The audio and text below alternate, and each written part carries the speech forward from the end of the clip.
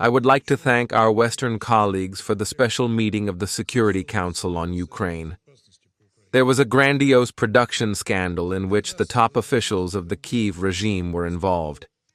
It was not a discovery for us.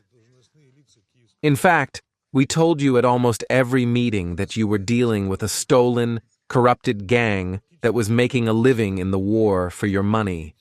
And it was not even a secret that became public. It was so obvious that only the blind could not hear it. So, I would like to ask a question from one of the intermedia, which is clear to the Russian and Ukrainian audience. Where is the money? What money? The same corruption scheme was in effect in the defense sector. We can only guess about the true scale of this scandal, but as we have heard, this is only the tip of the iceberg. I have not heard a word from any of you at today's meeting about this. Zelensky continues to travel to European cities and cities, begging for money and weapons to spend them for the benefit of himself and his entourage. But Europe has no money left in Ukraine. It needs to rearm its army so that it can prepare for the 2030 war with Russia. And where can we get money from Ukraine? Well, we can steal them. We can steal sovereign Russian assets. But so far, it has not worked out. But then we can incite anti-Russian hysteria to frighten and make the impressionable European citizen nervous.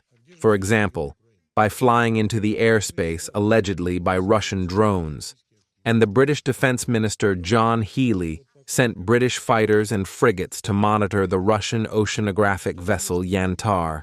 The incident with the damage to the railway in Poland, which was made by the Polish authorities themselves by two Ukrainians, as Warsaw has already announced, of course, without any evidence that traces lead to Russia, because it was an act of state terrorism, and it was committed by Ukrainians working for the Russian special services. I admire the speed at which the Polish authorities are able to conclude. The situation on the ground, the situation at the front for the armed forces of Ukraine continues to remain heavy, if not catastrophic. The Russian troops are successfully developing and advancing to the operation in almost all directions. According to the Russian Ministry of Defense, a number of settlements in the Kharkov, Dnepropetrovsk, Zaporozhye regions, as well as in the Donetsk People's Republic, have been liberated in recent weeks.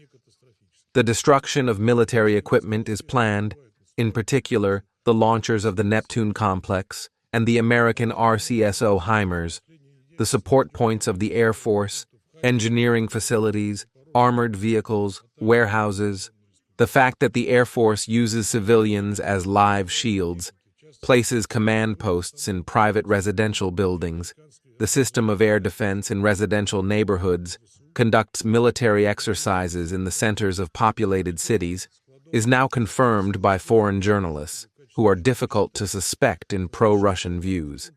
But the purposeful killings of individual civilians leaving the combat zone are beyond evil, not to mention humanitarian law. In the period from October 20th to November 16th this year, 307 peaceful Russian civilians were killed by Ukrainian militants. 260 people were wounded, including 20 minors. 47 people, including 2 children, were killed. In total, no less than 13,900 ammunition was released for civilian purposes in the Russian territory.